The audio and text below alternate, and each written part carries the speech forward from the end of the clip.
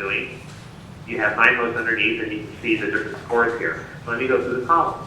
You have here a total, John secured a total of 1,879 posts, of which 413 are labeled high and 772 are labeled medium. So if you guys are studying for CE, I don't need to define what high and medium. The score is a risk-based number that's calculated based on number of highs, number of medium, total, and the number of posts. Score can be used again as a risk measure. The score of 0 means that you're wide open to attack. A score of 100 means you have no high or medium vulnerability. So 100 is a good score. The numbers in parentheses that you see here are the results of the immediately previous scan. So the trend is the difference between the current scan and the previous scan. Nathan, we've got a question. Okay.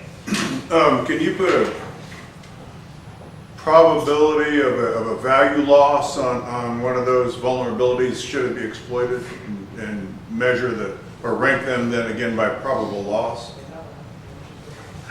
Well, Well, probable loss is something that we won't know in advance, because loss will be just loss of what.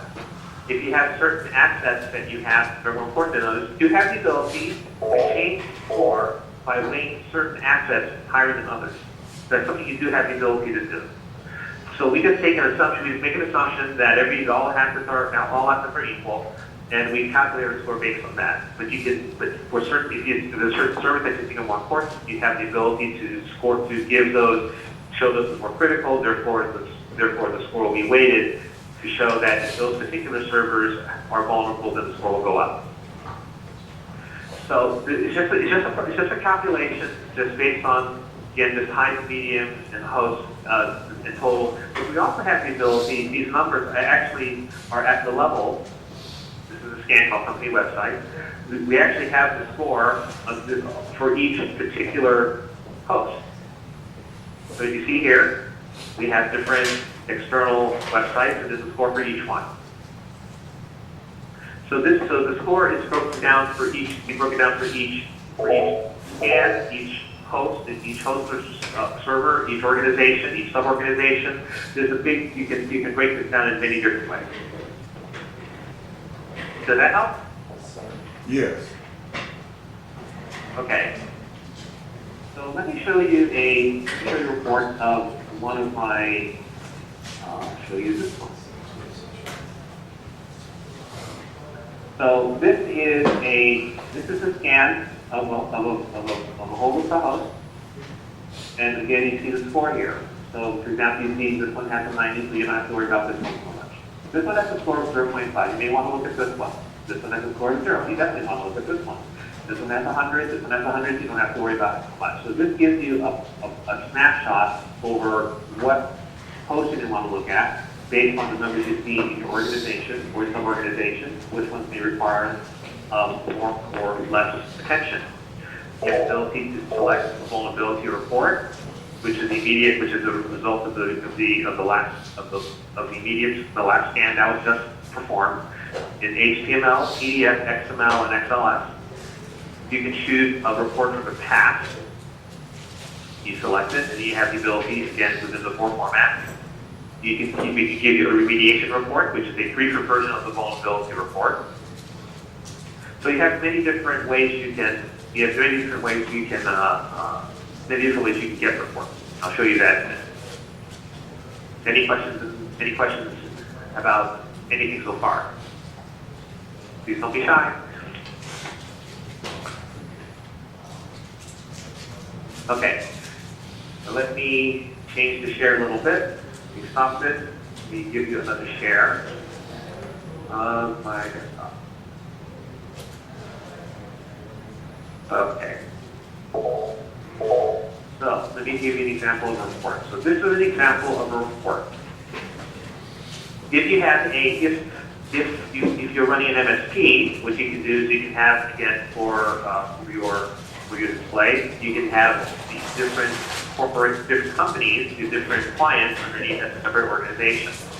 And there's a great part about it. You have the ability to assign certain users where they can see only certain organizations. So you have that flexibility. So let's say you have in different departments, you have the ability to, you have somebody that, oh, I can have them run the scan themselves. You can give them permission to see only their organization, and you give them the ability to run scans only on their organization. We also have another level of access where you can give people ability to only see results, not run any scans. So there's the flexibility of also user accounts. You have the ability to create users and give them different permissions to what organizations they can see, what scans they can see, and what they can do. Either run scans, set up and run scans, or just see reports. So you have a lot of flexibility here. Okay, let me go show you the report again. So this is a report of a scan that we made back in April, and a little less that we have in our office.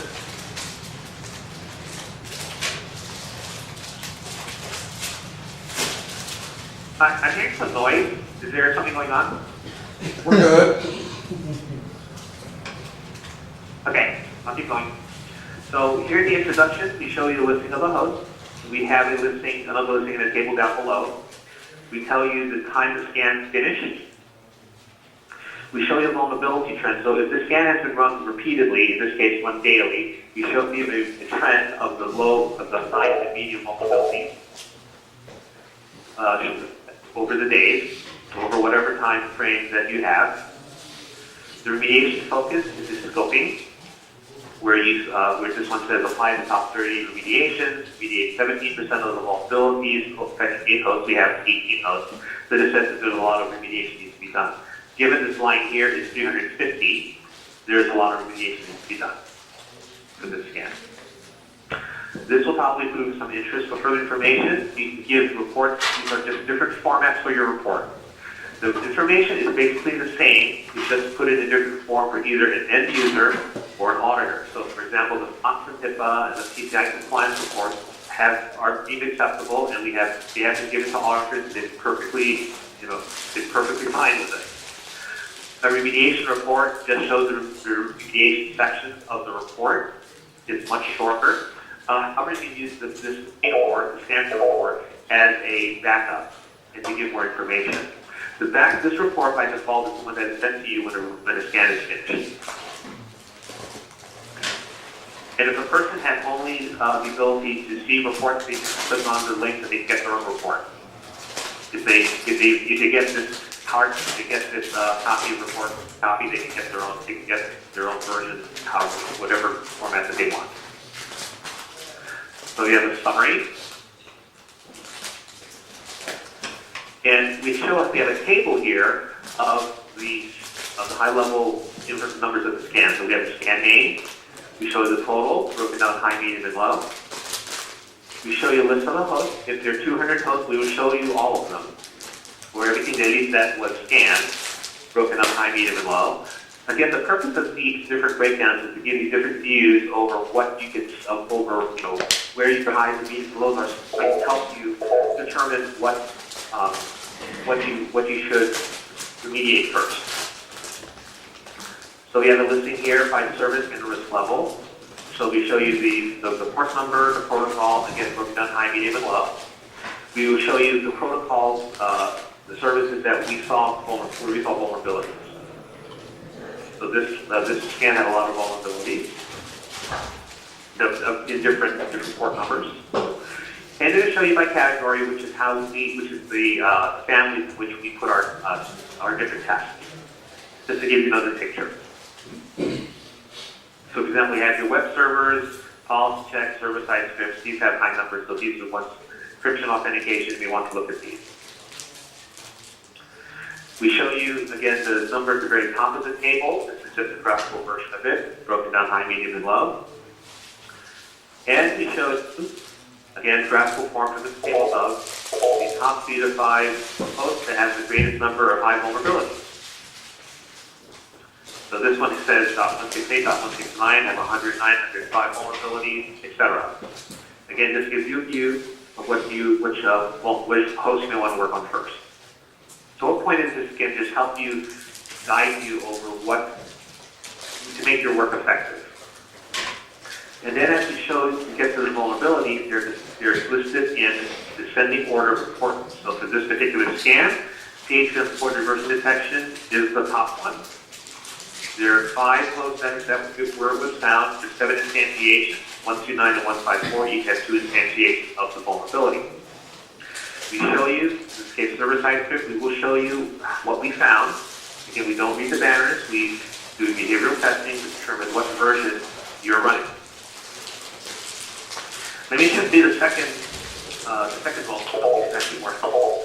This one here is PHP CGI query string code execution in a server-side script. 5 hosts had this vulnerability. There's 7 instantiations. We give you a description of the vulnerability here. Again, we show you what we found. So we show you what the test is able to find using behavioral testing. We give you possible solutions, upgrade or workaround. We give you links to other sources. For example, the OAuth site is very helpful. NCDE, which means that this vulnerability is known to the general. It's known because of the CVE listing for it. As you see here, it's back in 2012. We show you other links to third parties. We show you links to third parties. We show you links to third party, other helpful sites, vendor sites, where we believe that you'll find useful information to help you work with the vulnerability. So, any questions about this? Anybody asleep? Okay. Let me show you another report. This is another report for an external scan. For this particular scan, cross-site scripting is the number 1 in the high-risk category. We have here 3 hosts that showed cross-site scripting. There are 24 occurrences that were found.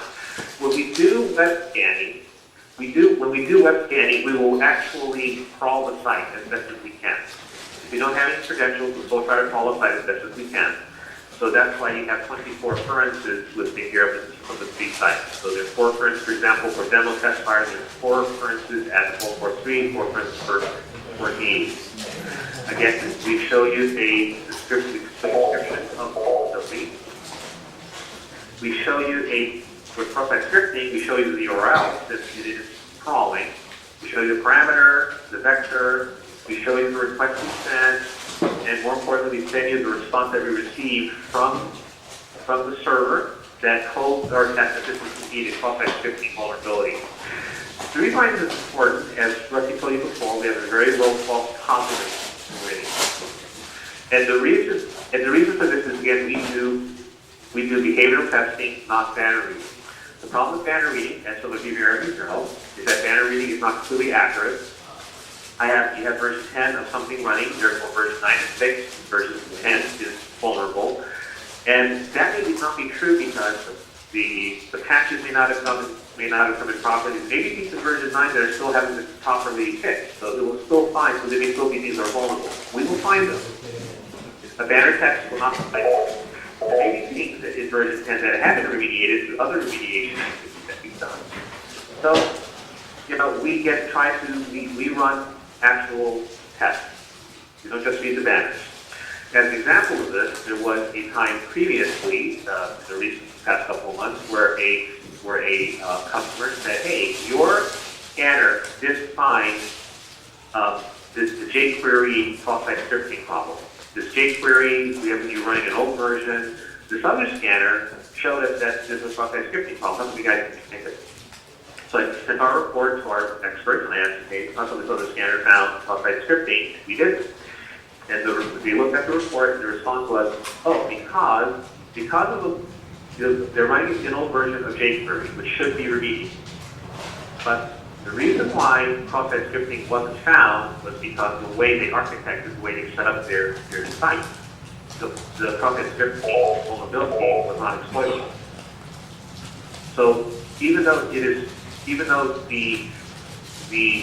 version of jQuery is the cross-site scripting can be done on it, the way they set up their site was not exploitable. So we didn't help them because we couldn't exploit it. So what we tried to do is we actually tried to run something and show whether or not it tried to see if it's exploitable or not. If you're writing something like Vert, you can use the information we give you here, the request, to see if you get the same response that we do.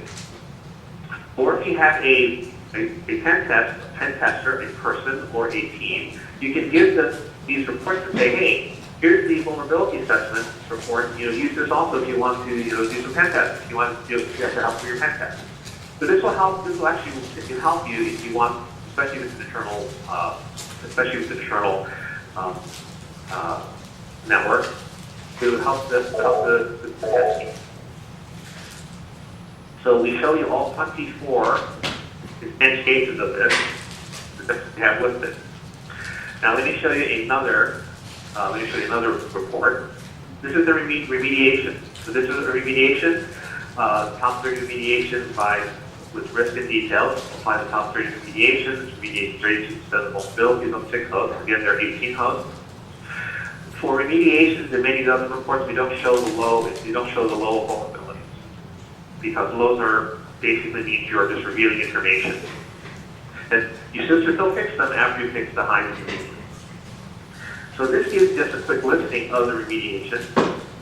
Now I'll get back to this in a second. So it goes into cross-site scripting. This is DC6 first, number 1 on the list. It shows you the host, and it just gives you quick, filter user input. Obviously, cross-site scripting cannot be fixed by an update test. Somebody has to go in and fix this around. Show you this one earlier, PHP, CGI querying execution. We show you again the assets, and then we just show you remediation of the upgrade. If they want more information, use the standard report to give more information that's needed. Now let me show you this part here. This is a listing of the remediation. This shows you multiple vulnerabilities that show PHP running an old version. So we can just update it. Put the new version of PHP and you're good to go. Let's do this. Let's change this to, let's say you have multiple vulnerabilities saying I'm running an old version of Java. If I update those new version of Java, everything's fixed. But then you may have to determine and go to your development team or your applications team. If we update the new version of Java, will it break something? Oh, we can't update it because if you were using this version of Java, you update it, it will break something. And you or management can now have the knowledge to make it have to decide something. You can keep the old version of Java, leave the vulnerability depending on its criticality, leave it open, or you can fix it and say, okay, this development team, you need to recode your application so that the new version of Java can be used. Or if you have a third party to use the newer version and give us a new version, that we use a newer version of Java because we can't use the old version of Java because we're vulnerable. So at the very minimum, a device like AVPS can give you information that you can use to at least make some decisions, at least have knowledge over what your system contains, what your network contains. Because it's not just the network, it's also applications, it's also your database, it's also other things that could possibly break if you fix them. So that's something that's really good to know. Maybe for reports, for example, this PCI report, we show you the normal table of contents, we give you the introduction, we give you the scanner information, which is us, we show you that it failed, we show you how many components we scanned, and then we give you the attestation of all the stuff that the feedback people require. We give you the summary, we show you that, here are all the hosts that we scanned and they all failed, and then we go to the verbiage that PCI requires for each of the tests that we ran. So that is really all I have. If you have any questions, I'd be glad to answer them. So do you provide that, is there any exploitable for the vulnerability, like a metasploit or Okay, well, you could ask that again. I'm hearing a lot of echo, so that wasn't quite clear. Do you provide that available exploitable for that particular vulnerability?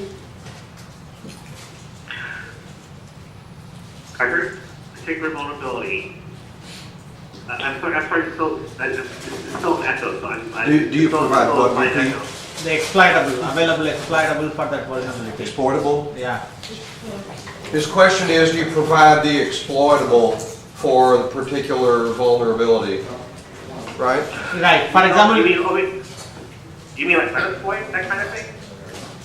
No, I think he's asking if there, do you guys show like how to exploit or using Metasploit or some other tools? no, it's not my question. Basically, when you scan particular vulnerability, right? So you have, for example, MS Microsoft vulnerability, and if somebody have a available exploitable with a Metasploit, it can tell that this vulnerability there is exploitable around in the Yeah, I vulnerability think that's where what- it is. Yeah, that's what I think. So do you? Yes, Yeah, I think he's asking if you can There exploit is a what we one, show. the code, you just copy and you just Yeah, this paste is it to the browser and it will invoke the alert. No.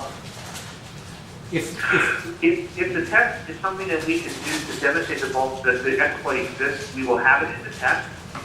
But we will not do an actual exploit. See, these are the exploits. That's the line of the Copy and then not for your actually the application, you just add it to your browser and it will pop up the alert for the cross-site scripting. No, I get this point. Basically, I worked on vulnerability tool. What it does, even the network, right?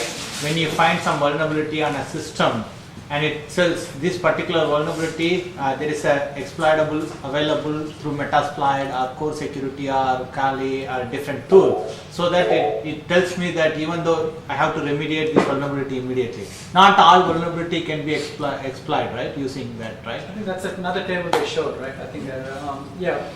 So I think so. I come from Nessus background, so in that tells you you can exploit this particular vulnerability using this particular payload, right? Or core impact or something like that.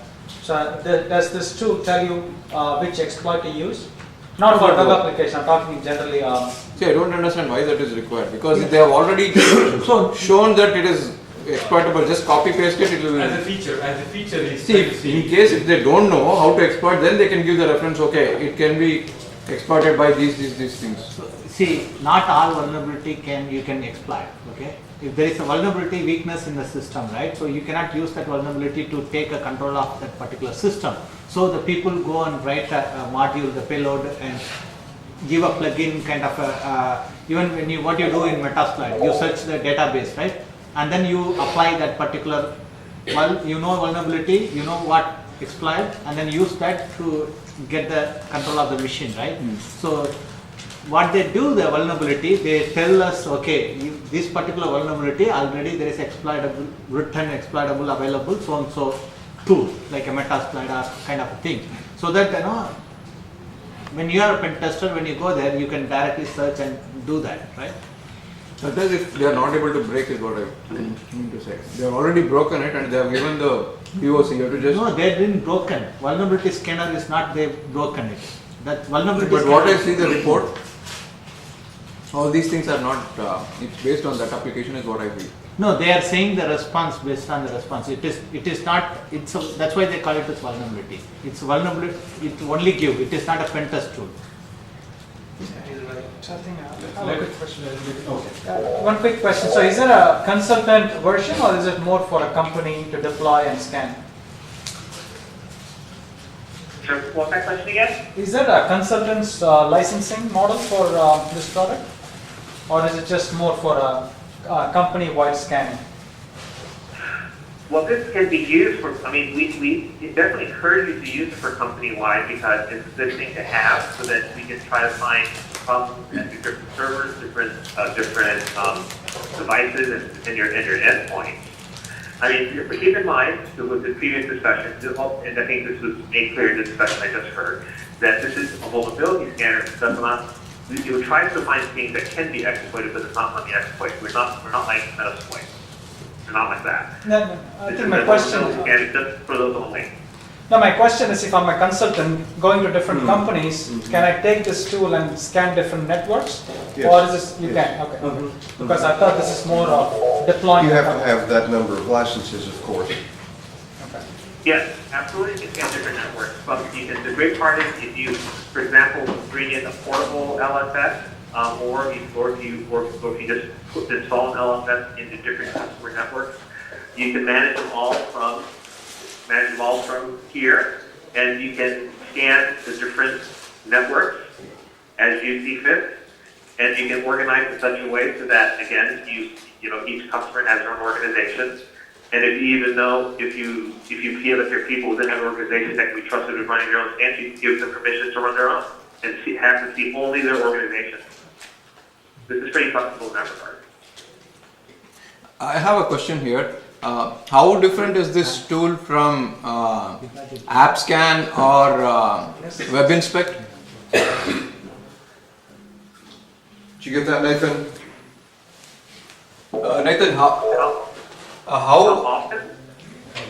Yeah, what is the difference between this tool and WebInspect or AppScan? How different is this tool from them?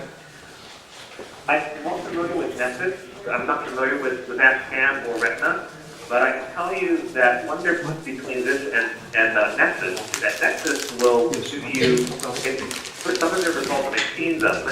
Some of the results will just say, oh, you have version X of this service, and version X of this service will has this vulnerability, but we didn't touch to that, which is like with some company, you need to know whether it's vulnerable or not. Again, with Retina and AppScan, I'm not familiar with them. For apps, so I can't answer the question. But for functionally, it's basically we are competition with them. I will tell you that. I will also tell you, as Rusty told you earlier, we have a low false positive rate, and we will offer, if you can prove that we have false positive, we will offer a bounty for it. A small bounty for it. Now, ask them whether or not they'll do that. Okay. Any other questions? Everybody good? Almost everybody has a sandwich. Nathan, thank you. Thank you. You may hear from some of these folks with questions. Okay, that's fine. If you have questions, please let Rusty know, and Rusty can send them to me, and I can be more happy to answer questions, any questions that you may have. And of course, if you're interested in the product, go to Rusty. If you have software development going on, please go to Rusty. Beachfront is a great tool for that. To do software testing. So, to the fire. Don't hang up yet unless I am about to create another question or two. Okay, I'll stay on. You can bring AVDS in for trial for no cost. It will give you access to all of your IP addresses.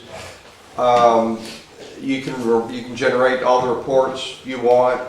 Beyond Security, of course, wouldn't really want you to scan 10,000 IP addresses and end up with a month of free scanning. So the only thing we ask you to do is limit, build yourself a little sandbox, or just designate maybe a single range of IPs to test and to play with for 30 days or so. Even that is kind of elastic. So give me a shout if you would like to bring AVDS in to test against your current solution. I think you would be pleasantly surprised. Okay, thanks, Nathan. We're going to finish lunch. Thank you. And I'll talk to you soon. Okay, thanks very much. Thank you, everyone. I brought a data sheet, some data sheets for AVDS, as well as a few data sheets for the other product I mentioned that is more for the software developers at your company, where they can run vulnerability assessment against their software tools. And some of you don't have my card yet. Some of you do. You don't have a card yet. Hello. Nice to see you. Hi. Nice to see you. Are you one of Dev's friends from Metro? Yes. He said that maybe one or two of you would be friends. Thank you. Yes, sir.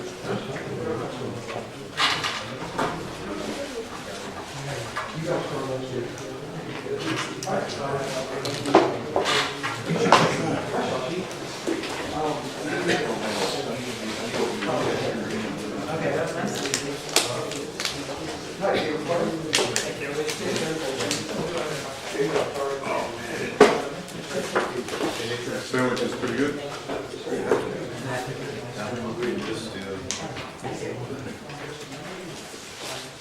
Hey, CHP. That's her nickname.